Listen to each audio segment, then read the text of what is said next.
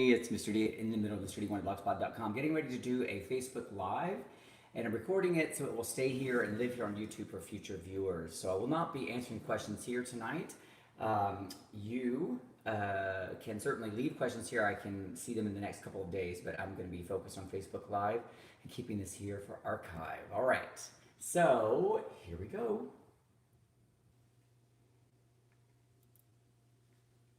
Hello, everybody. It's Mr. D at In the Middle of Mr. D1 at blogspot.com, and that's the camera going down. What a way to start. My classroom management isn't good. Okay, well, we're going to be talking tonight about classroom management in the middle school, with the middle school to focus, because that's where I've lived my life. And I'm hoping to get to help some teachers here who are new or who are struggling with issues related to classroom management. It is so difficult, and before I get into, let me see if everything's okay. My internet seems to be a little iffy tonight, so I apologize. I think we're in. Okay, so before I get into anything specific, I want to just say that in my TPT store tonight, I have a freebie on classroom management. It is normally $15, so I'm going to include this for you for some links. I've already put it in my Facebook stream. Just go there and click the link and you get it for free. Download it until 9:30 tonight. And then the mega bundle, which is normally $369, is 50% off tonight until 9:30 p.m. And then I have the middle school new course teacher starter pack, which has a ton of stuff about classroom management, YouTube links, direct links to things I've talked about, blog posts I've done on classroom management, tons of material. A lot of it, I will say tonight, some of it is new tonight, things that I think people really, really need that I have heard people struggle with. And I'm going to flip the camera, and I'm sorry for making a mistake. Okay, maybe it's too late to do that. Yeah. All right, well, this is getting off to a great start. Hello, and thanks for everybody who's come here tonight to watch this. All right.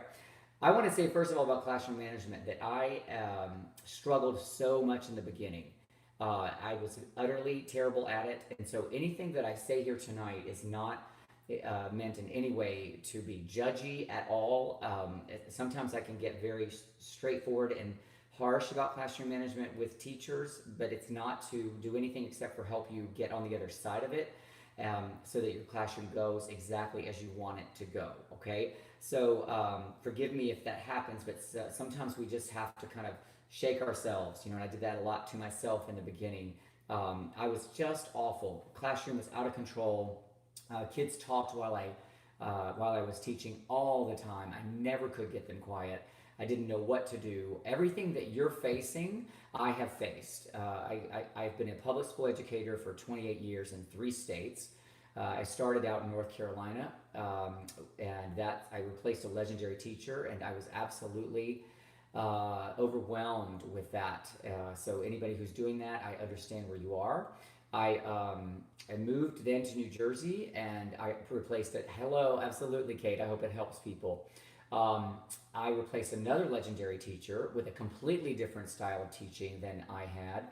I was absolutely facing all kinds of barriers with the parents and with the students. And it was just an awful first year there, and that was my 6th year teaching.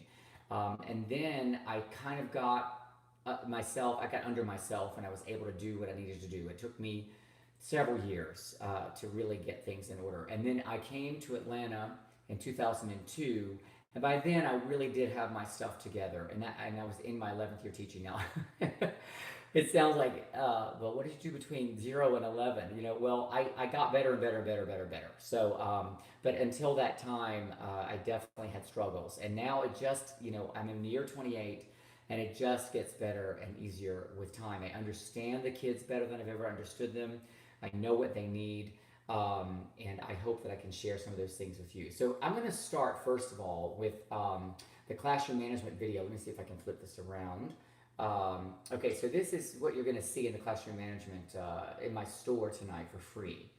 This classroom management PowerPoint has a lot of things in it that I think will help you, and this classroom management PowerPoint is a direct presentation I gave in Iowa a few years ago, but I've given it many times since then, including this summer at the International Music Education Summit. It's an online summit, so it's also free there if you want to get that. It's a little bit different format, might be better for you. IMES, Alyssa Jansen Jones is the leader of that. Same information, but maybe a different format. So I'm just going to touch on some of the things that I go through in that, but you can go get that and watch it, and I'm going to talk about other things that I hope will help you. So I talk in that PowerPoint that you're going to get about setting a positive tone at the start of the year, and I give you some ideas about how to do that with some games and things. I tell some funny stories, and I'll tell one of them here tonight so that anybody who's watching here tonight cannot feel bad about what you're going through. It's very, this story is a true story. I came to school, hello Idaho, Courtney. I came to school one day in my first year teaching, and I had been so mean to the kids, trying to be assertive, trying to be, a strong disciplinarian, that I really just made the kids hate me. And so I came into school early on a Monday morning, and I turned the corner to my room, and I was walking down the stairs. My room is the only room in this area, and a child had taken a poop in front of my door, and that's true. And so I knew in that moment, they left the toilet paper, the whole thing, and I know that's just awful. And for me to say, I'm just telling you, whatever you're going through, I've been there, and I've learned from it, and I want to share everything I can to help you.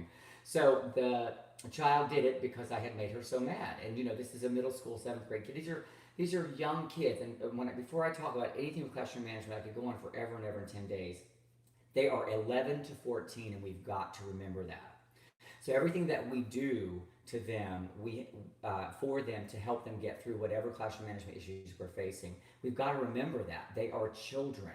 While they do act like sometimes and pretend like they're adults, they're not.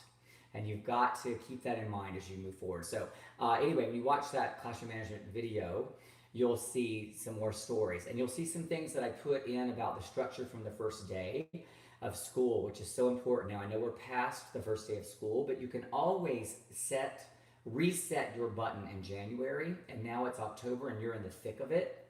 October, November, I think, are very, very big challenges for a lot of teachers with classroom management, because the rubber has met the road, and either you are following through with the consequences that you said you were going to do, or you aren't, and the kids know it, and they're going to find the cracks. Wherever the cracks are, they're going to be in them. This is middle school.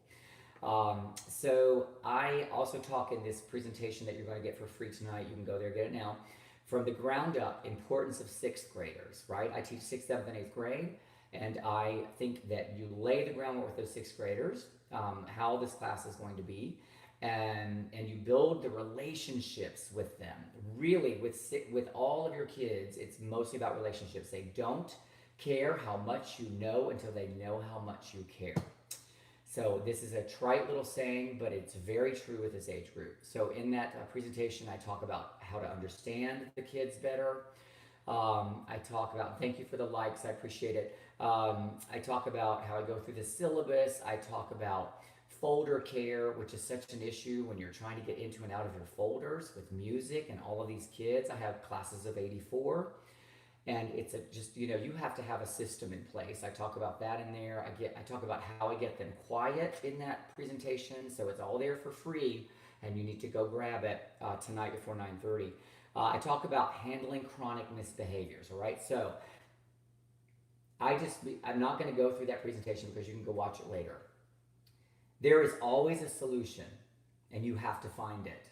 And as long as you're sitting in your frustration, you're just sitting there going, why does this kid keep doing it? Because you're allowing it. And you have to stop. And so that's how do you stop? Well, we'll get into some of that. I'll just briefly say you need to have a rewards system in place every single day, acknowledging kids publicly when they're doing things right. You have to have a system in place. I'm going to go through some of those, and you'll see it in the classroom management thing that you're going to download for free before 9:30. I'm going to keep saying that.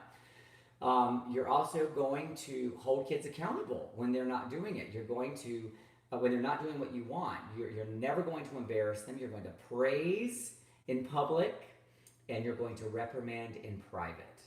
And you're going to create that relationship with them, and you're not going to wait until you're so frustrated that they are so they aren't able to hear you, right? When you come across harshly with an individual child because you've let yourself get that far, and we're all human, it happens. I've done it. They don't hear you, and then you don't get the effect that you want. I talk about in that classroom management seminar that you're going to download for free before 9:30 in my TBT store, the march to the solution. And there is a definite march to the solution for everything that you're encountering with an individual child. Tomorrow morning at 8 a.m., I'm meeting with a chronically misbehaving child. I don't turn it over to the administrators. I'm meeting with that child and his parent. I think that when you handle it with, you create a relationship with a child, and then you create a relationship with a parent, and you email them, and you create open communication through your grade book. You leave notes in the grade book about what they're doing for them to see, for the parents to see, the kid to see, so that you're documenting everything that the child is doing, so that tomorrow, like when I go to that conference, I'm going to just pull up my grade book and say, ask number one, have you read these? And the answer is probably going to be no. And then I'm going to let them see them. Well, there it is. And, you know, this is what you need to be doing so you know how to get your grade from F to A. I'll probably find a positive way to work with this child as well. Maybe a daily way that they bring me maybe a document that I will create that tells how they behave that day. I'll give them a number 1 to 5. I talk about that in this classroom management seminar as well. Please get it, because a lot of what my philosophy is in there. Failure, I talk about failure in that as well. Failure is a very important thing to let a middle school child have when they will not hear you. People change when the pain of staying the same is greater than the pain of change. Okay, so take that in. That goes for me and you and children too. And so when you have that really chronic situation with a child, you have to understand that failure is okay, but you have to help them have a way out of that failure too, because they are children, as I said earlier. I give you examples in the classroom management seminar that is in my TPT store till 9:30 for free. I talk about my email strategy, talk about personal folder strategy. I talk about parental responses and how to handle them. Because you have two types of parents, and I maybe three, but two in my seminar that I talk about: the excuse maker, and then the parent that we all love. You will never have this problem again, right? I talk about how to handle them. Oh, good, Tina. I'm glad, because I know this time of year can be really hard. You know, as I said earlier, the rubber meets the road right now. What you're doing and not doing, what you've done and not done. It's okay to talk about the rules, but what matters is that you implement the rules, and that you have consequences, and that you also have rewards. It takes daily practice, and in the seminar you're going to see way more and hear way more about what I've said in that classroom management freebie tonight in my store. One quote that's in there before I get to the specifics about rehearsal that I want to help you with, because rehearsal technique in chorus classroom is really a challenge for a lot of people. Kids don't learn from people they don't like. Got it? Rita Pearson, TED Talk. I stole that from her. So that's in the store. Please go get it, and you'll get way more information than I was able to share right now. So I'm going to, since I've already done that seminar, and it's there for you, and it's free for 2 hours, and you can tell anyone you want to know to go get it, I'm going to talk about other things that I think might be of issue at this time of year. I want to talk about rehearsal plan and rehearsal structure. I want to give you the layout of my daily class, all right? If you're using S Cubed, you know some of that, but you don't know all of it, okay? Because I don't record my entire class, all right? I need some Perrier, hold on. First of all, my classes are 50 minutes long. The first thing they do when they walk in the room, I've set up the structure from day one, is they do their bell ringer written warm-up activity, which is related to S Cubed. And I go through that I put a timer on the board. I give them 2 minutes tops to get it done. I usually turn that on while the classes are changing so that they see it going and they sit down and they start, okay? Now during that first couple of minutes, I want to reward the positive behavior, so I give out stickers to the kids, and when they get 3 stickers, they come up and get a starburst from me. And at the end of class, they show me the stickers. I put them directly on their folder, all right? So this rewards the positive behaviors that you want to see. Some days during that first 10 minutes, I don't give out stickers, and instead I stand in the front of the room and I just watch to see who's doing it. That's important to do the different things so that you manage that opening of your class. And when I'm watching them versus giving stickers, it's a whole different vibe. And I just like write in my little notes, and I'm looking around, and I write the names of the kids that don't have their folders out, and I don't yell at them. I just do it, and then they'll like suddenly reach down and pick up their folder and start doing what they're supposed to do. It's important to vary what you do. Don't always give out stickers. Sometimes do what I just said. All right. Then the 10 minutes we do the S cubed activity. I like doing this because I'm creating a relationship with the children through Forbidden Pattern, the game, which I think it's so important that you not let this become humdrum. It's up to you, and I've written all about it and put links in the program to tell you how not to let that happen. This is your time to create your relationship with the kids. I cannot emphasize enough how important it is that you tell them about your life during that time, funny stories, things that they want to know, and you use it as the distraction technique for winning the game. This is all about relationships at the end of the day. It's a focus exercise, and when you do that during Forbidden Pattern, you're actually causing them to focus harder when you tell the story, and then they're more likely to win the game, which is what you want, right? I talk all about that in SQ. I don't need to go into the details, but I want to just re-emphasize how important it is that you establish fun rapport with them. If they like you, they will go 10 miles for you. Okay, yay, Forbidden Pattern. Yes, I'm grateful that for that game, and I'm glad I use it still, and I tried my best not to let it ever get boring for me, because when it does, it's going to be boring for them. Okay, so then after, I see some questions popping up. I'll come back later, okay? Then after my 10 minutes, all right, we've done SQ to do quick announcements, very quick, and I've got them listed on the smart board. I go ding, ding, ding, ding, ding. Then I do the vocal warm-up. We start with a physical. They usually do massage and chop the back, and then they do, right and left on that, and they do a focus exercise. A focus exercise will be something like them following me. I'll move right to left, I'll move my hands, and I always end with something silly.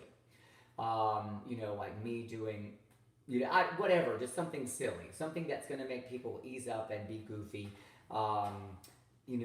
Anything with your head, your hands, where you do the latest dance move. Last year and the year before it was the dab. Once in a while I throw that in. Or whatever, it's going to kind of make everybody kind of break the ice, right? You want them on your team, and this is a good way to get them there. The focus exercise is done, and then I do the vocal warm-up, and my vocal warm-ups are always a cappella. I barely ever get behind that piano to do a vocal warm-up. I do it sometimes in January, February, a little bit. But I want to establish this with the kids, right? And I want us to all be, on the same page. I want them to learn my patterns of behavior, my patterns of conducting, my patterns of what I expect for cutoffs, attacks, releases. And I don't demand a lot of time on that. Like, I do the vocal warm-up very, very quickly. My acapella vocal warm-ups are on my YouTube channel. Just type it in, acapella vocal warm-ups. I have some of them there. Then after that, we go, I'll use some of the vocal warm-up to maybe do, now we're working on diction, so I do some diction exercises as well as some blend exercises and things of that nature. And then I connect it right to whatever we're going to do. So let me show you. And then we do rep work for the rest of the class period until the last 5 minutes. They put their folders up 5 minutes before the end of class.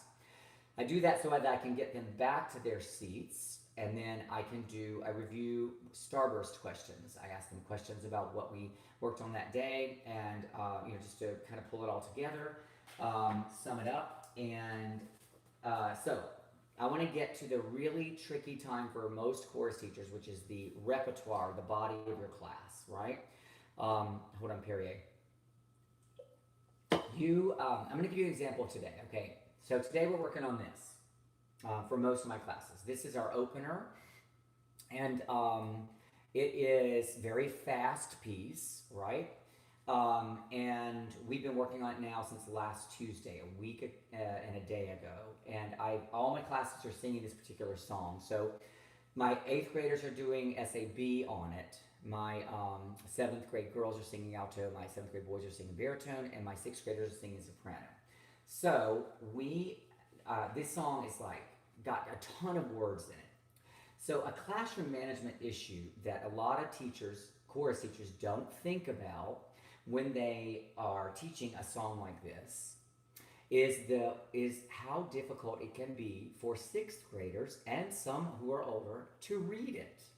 There are words in here like beaky crumbs. What's a beaky crumb? Well, at the bottom they tell us it's a British for biscuit, right? I mean, you have to take time, like in your vocal warm-up. I included some of the diction things and words. I put them on the board. I would do the diction the way I wanted it to be. We've done diction all year, so now we're getting more specific with this song. This is an issue. So when they can't read it, right? This is something that teachers don't think about. When they don't know how to read the score, like right here, you see I've got solfege written, and on the first page, sixth graders have never seen that right there, soprano, alto, because we've only ever done two-part.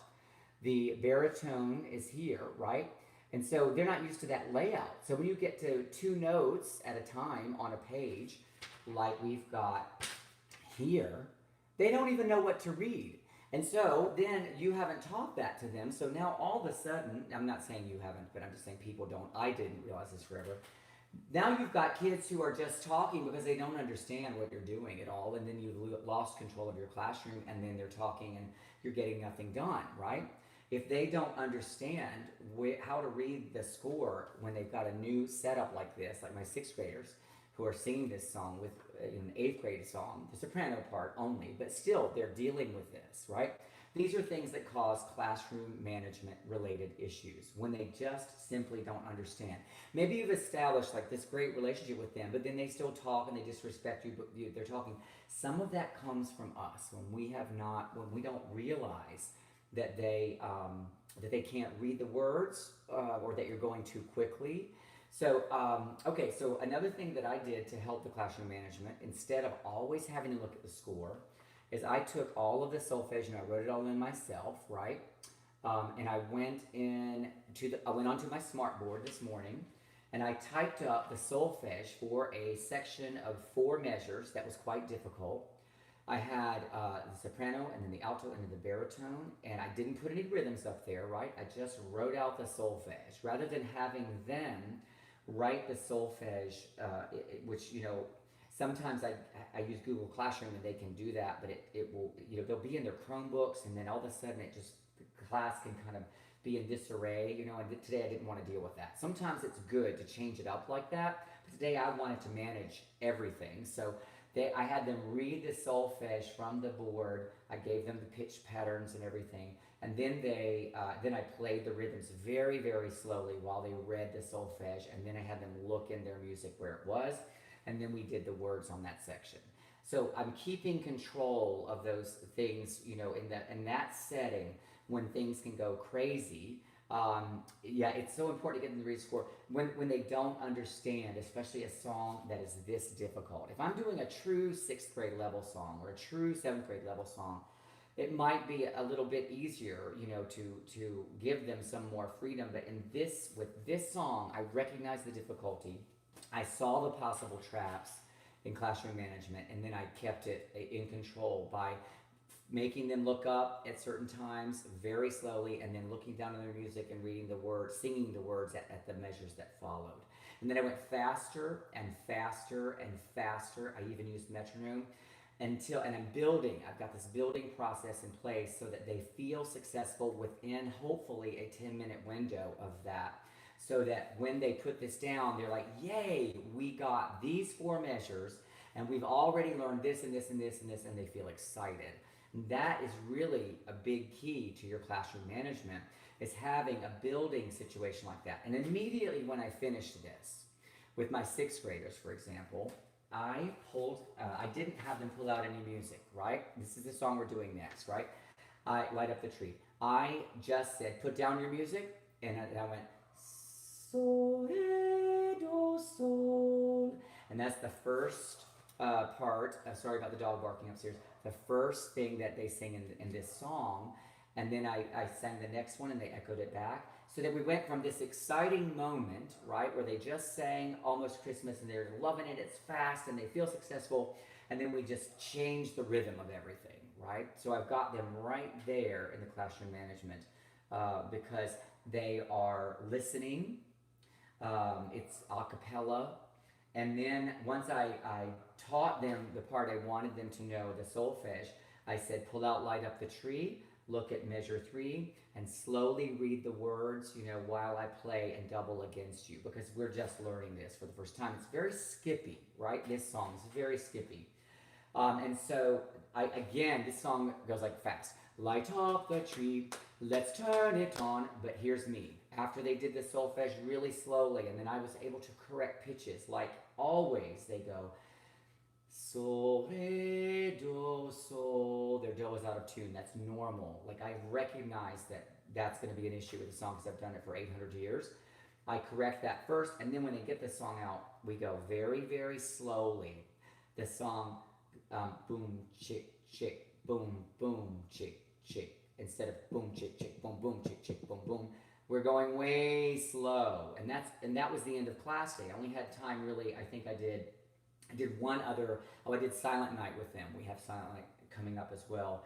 We just sang through the melody on Ooh, and that was my class period. My rep time today took about that was it. And then they put their folders away at 5 minutes, and then they came back and they did their starburst questions.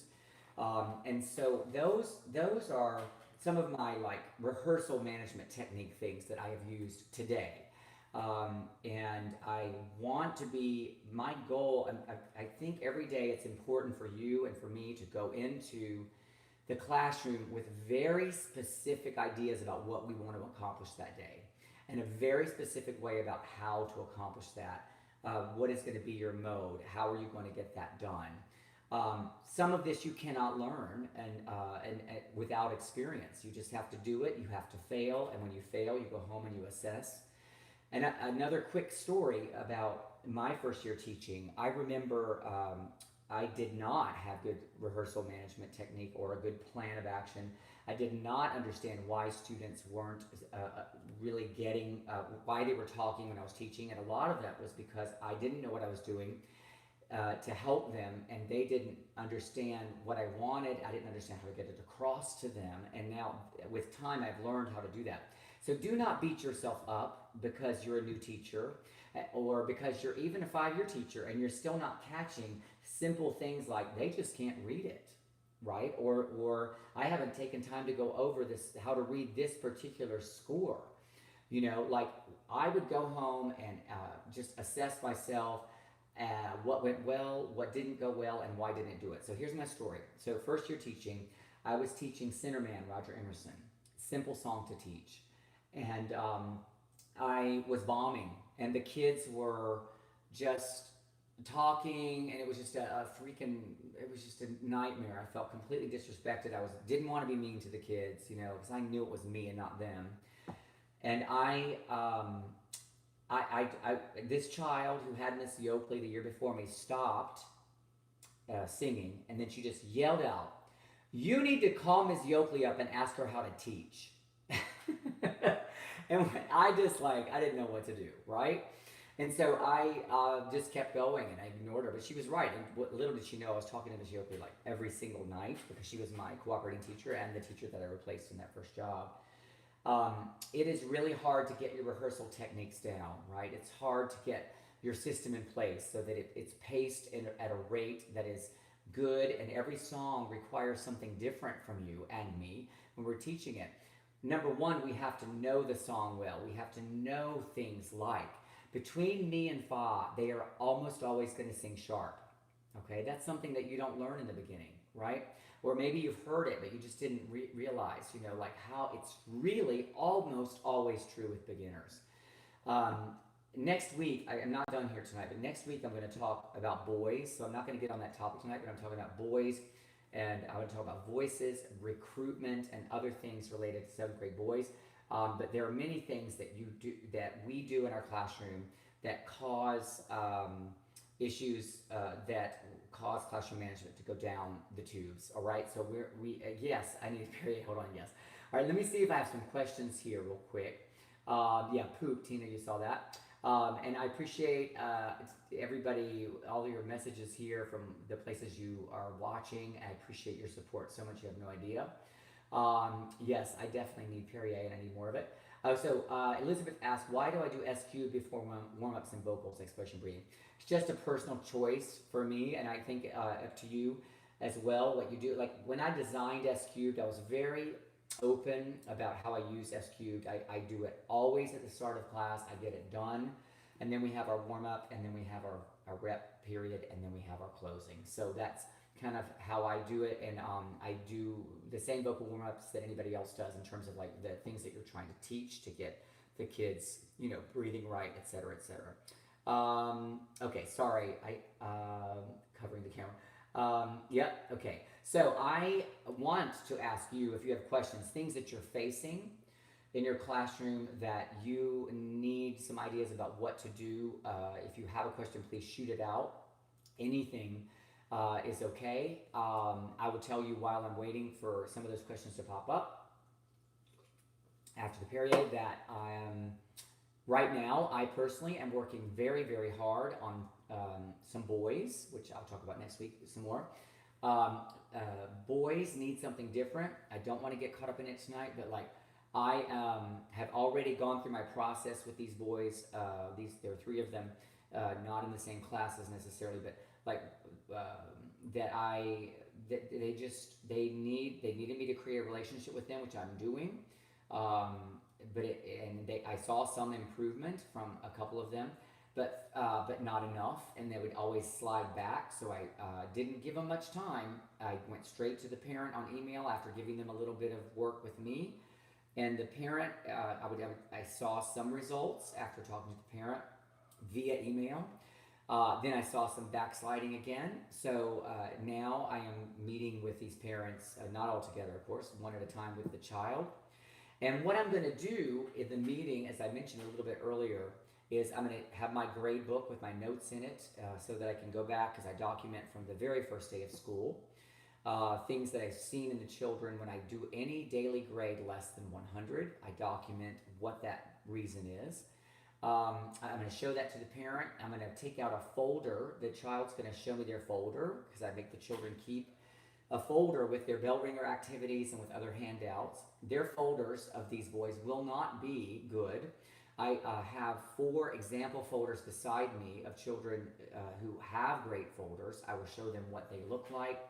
The parent needs that, they often need that tangible piece in their hands in order to really believe that their child is not the angel that they thought, right? Especially, you know, in choral classroom expectations are different, you know, I think in some ways.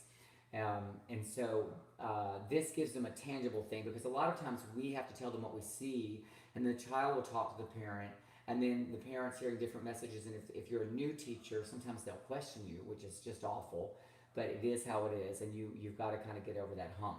All right, so I see, hold on, let me see. I see some questions popping in. Thank you. My class is 45 minutes, 5 to 10 minutes for written warm-up, vocal warm-ups, S cubed. I feel like I only have 15 minutes for lesson for rep.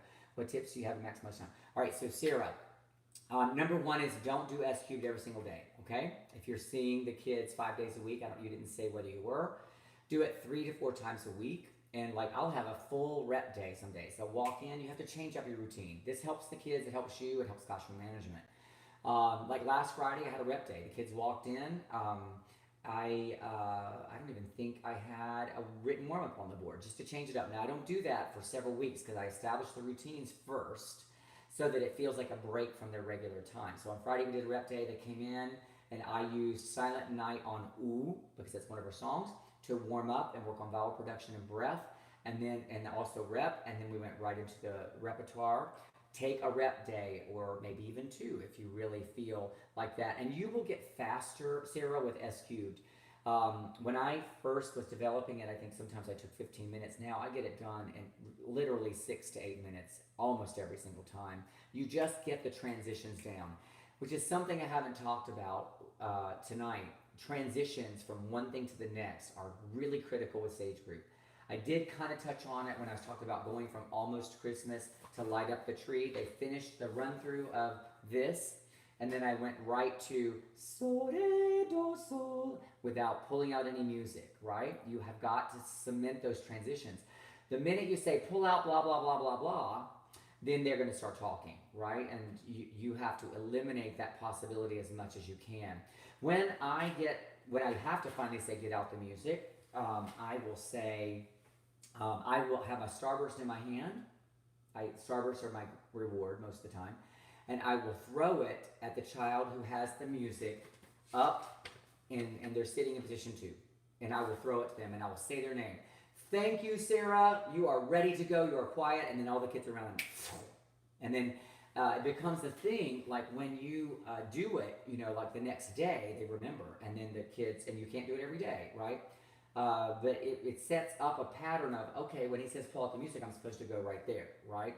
So this is one of the little ways that I acknowledge positive behavior. What types of rewards and consequences do you use with students? All right, Kate, I use stickers to encourage them to do bell ringer activities. After the 3rd sticker, they get a Starburst.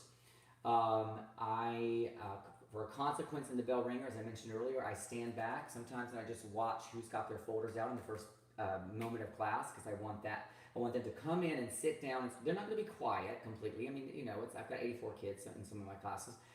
I'm okay with some chatter in that moment, but when I want them to be quiet, like in that warm-up, like once I feel like everybody's in the room and everybody should be on it, I'm like, I appreciate everybody who is absolutely silent right now doing their warm-up. And then I just kind of stand there and look around, and they start to get quiet, and then it pulls everybody together, and then they work faster, and then they get immediately up on that, going through the written warm-up activity. Consequences, I don't do detentions. I don't write up to administrators unless it's a fight, right, which I rarely ever have. I can probably count on one hand in 28 years. But my consequences really relate to getting in touch with their parents via email after I've talked to the child. I always give the child a chance first. My syllabus, by the way, is in my TPT store for free always. Go get it. You'll see the consequences listed there. I work with the child, then I email the parent, and then if none of that's working, I ding the grade like crazy. I write notes in the grade book, the weekly grade.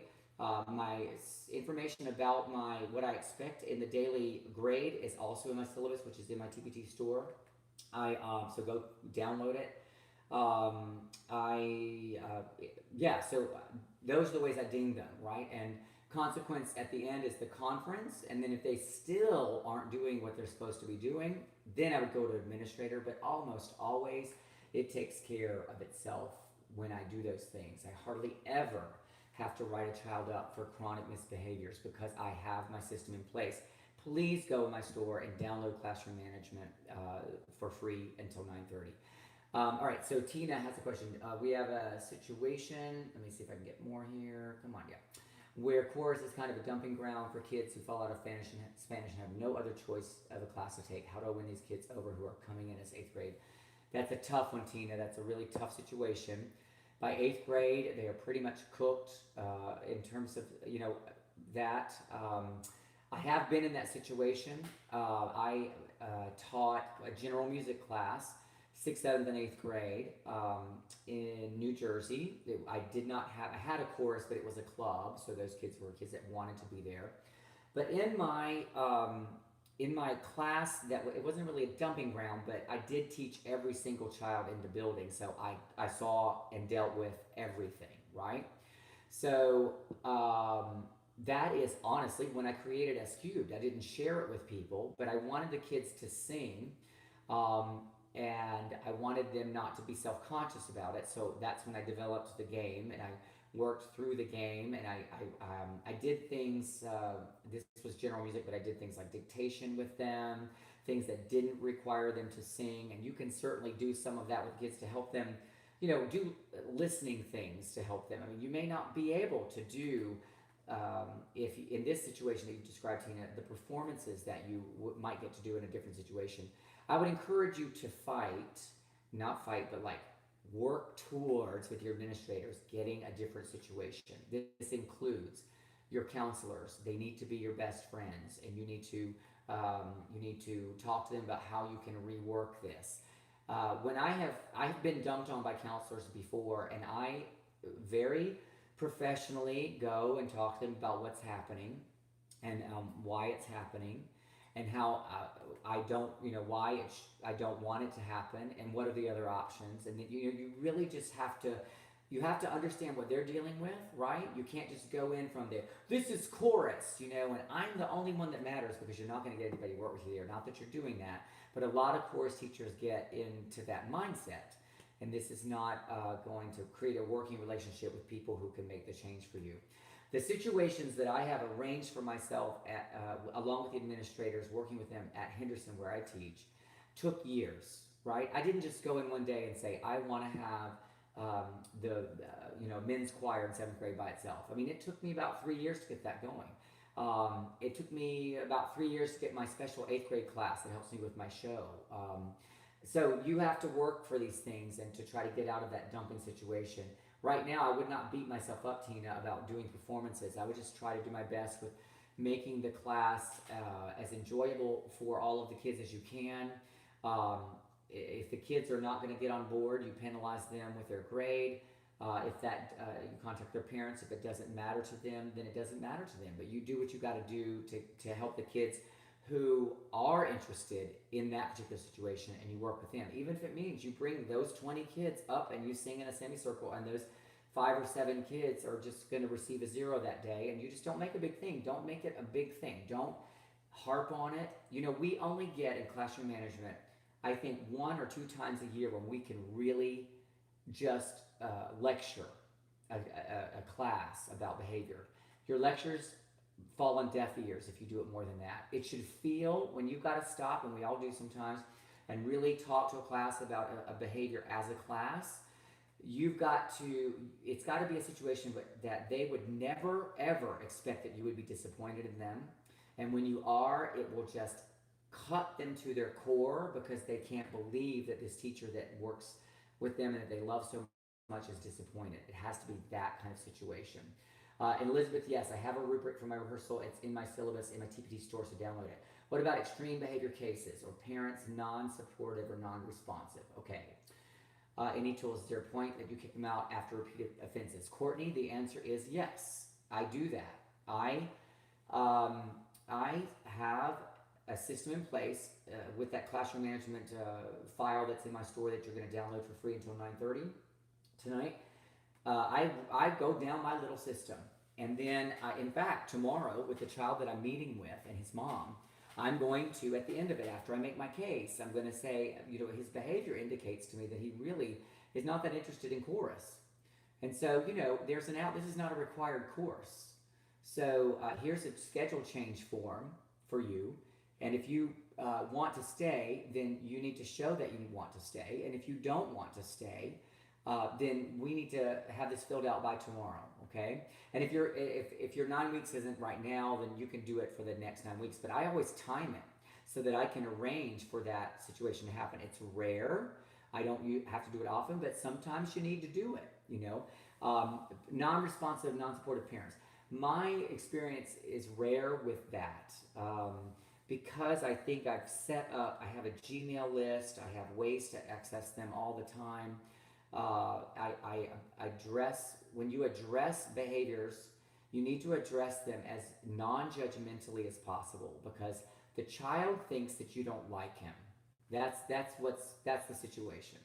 And it's not that you don't like the child, you don't like the behaviors that are causing you and the other students not to learn. You not to be able to teach and them not to be able to learn. And I generally don't have a problem with non-responsive parents. I have had non-supportive parents, and I always, go through my whole patterns that are in that classroom management file that you're going to download. And then when they're still not hearing me, this is my famous line I've said repeatedly in my sessions here and other places and with parents. I'll say, I am sharing with you what I see happening with your child. I don't know if you've heard this from other teachers, because I have not spoken with other teachers. You can hear me today or you cannot hear me today, but I've got your child for 1 year to 3 years at the most, and you've got your child for life. So you can make the decision now to hear me or not. But I'm going to tell you that if he doesn't and you don't, these are the consequences, and they're going to continue, and I'm going to escalate. The grades are going to lower, and I'm going to go to the administrators. Okay? And that's how I take it. And when I'm really nervous about the parent, I always have an administrator in the room, or another teacher, because I've had a couple of those. I've taught long enough. All right, Haven, she's a first-year teacher, definitely relating a lot to what you're saying in rehearsal management. I understand. I do. Been there. All right, let me see. Okay, I feel like I need to be more intentional in planning my lessons. Do you have any suggestions in maximizing my own preparations? Haven, I would say to you what I said earlier in the session. Go home and assess yourself daily about what went well and what didn't go well.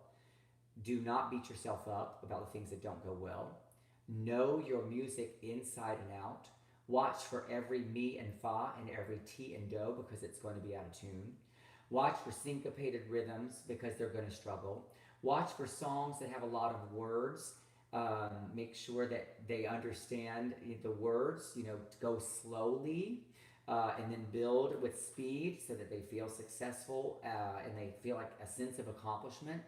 Those are things I talked about earlier. I don't know if you were here for that. You will get better with lesson planning with time. Do not beat yourself up right now with it, but do assess yourself daily. Kate, absolutely, you're welcome. And Tina, thank you. Yes, okay. So I'm going to start to wrap this up here, but you can leave your questions on the bottom, and I'll look at them throughout the rest of the week. I want to remind everybody that classroom management is in my TPT store for free until 9:30. The mega bundle is 50% off until 9:30, and the middle school classroom management, middle school new course teacher starter pack is also 50% off at $29.50, $29.50, and it's got a lot of stuff in there. If you're just trying to dip your toes into S cubed, learn some management things, I think that's a great place to start. It's a great deal, and it lasts until 9:30 tonight. You'll get the first 3 lessons in there of S cubed, plus a ton of blog posts and YouTube things that I've done over the last 6 years to help teachers with stuff. Now, next week, I will be here talking about boys, recruiting, voices, classroom management. It's super special. I appreciate all of you being here tonight. I hope it's been helpful. Please tell teachers that you know about next week's session if they need it. I'm also looking into November at maybe doing a couple of more in the early part of November about other topics. If you have topic ideas, email me at inthemiddleofmrd@gmail.com and ask, just put like what the topic is that you would like for me to cover, and I'll do it. Absolutely, Ryan. I appreciate you too. All right, Tina, take care, and you guys have a great night. All right, thanks for watching here.